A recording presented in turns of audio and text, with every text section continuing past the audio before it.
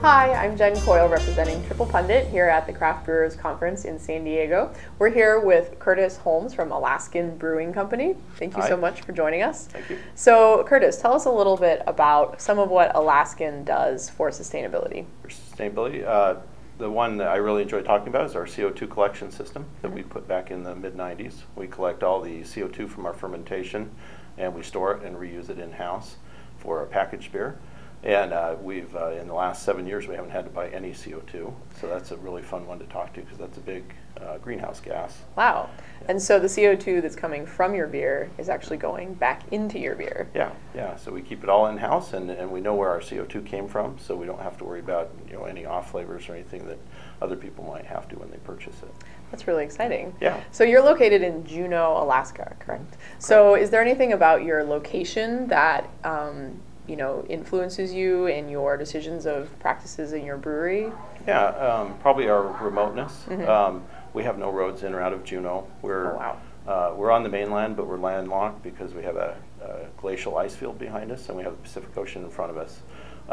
So two things, because of our remoteness, we try to reuse what we can, and knowing that if it goes in the landfill there, it's never leaving. We can't send it to another location to get rid of it very easily. It's very expensive. So that's the first thing we look at.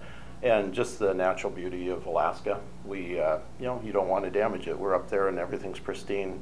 You don't want to make the landfill bigger or, put other burdens on people with your waste. So we do a lot to either ship things out or reuse them internally if we can. Our spent grain's a good example. Mm-hmm. We dry our spent grains and we send it to Seattle because we have no agriculture because of our location. Oh, interesting. So, and that was actually our first real recycling that we had to do. As we got bigger, we realized we couldn't get rid of our grain in town anymore, and we had to ship it.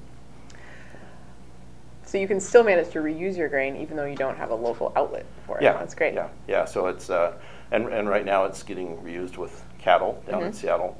Right now we're actively working on a project to combust the spent grain and make steam within our brew house. Oh wow, another great use for spent grain that I haven't heard of from another brewery. Yeah, and it's a very unique process, and hopefully we'll get rid of that. We use diesel fuel in Alaska because we don't have natural gas readily available, and so if we can get the spent grain to work, we'll get rid of diesel fuel. That's up to 60 to 70%, we hope.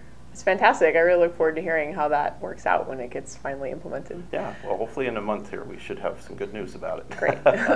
So are there any other breweries that inspire you, or things that you wish you could do, or other people that you'd like to call out or recognize? Well, some of the bigger breweries, Sierra Nevada, they do a phenomenal job. The owner of our brewery is friends with Ken, and so we see a lot of what they're doing, and it's just always surprising what they're looking at.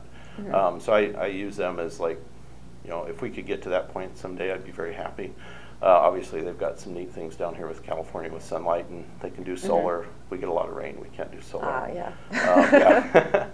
But there's other smaller breweries. We see people doing biodiesel in their delivery trucks and small versions of that, and it's great. I'd like to get to that point with us. It's a little bit more difficult up there, so we have to be a little more practical on what our infrastructure in Alaska can handle where we're at in Juneau.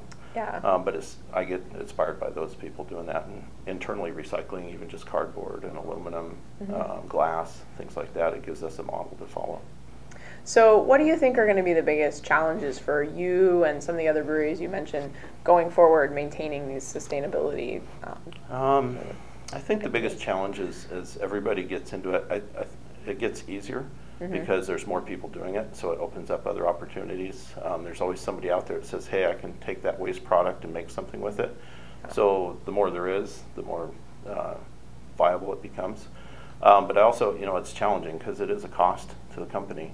So you really have to weigh out, well, we'd really like to recycle this. What's the best way that still benefits the company, but also the environment and your local city or municipality? Yeah. So it's a tough balancing act. It is quite a delicate balance. Well, thank you so much for speaking with us today. Thank you. Appreciate it. Cheers. Cheers.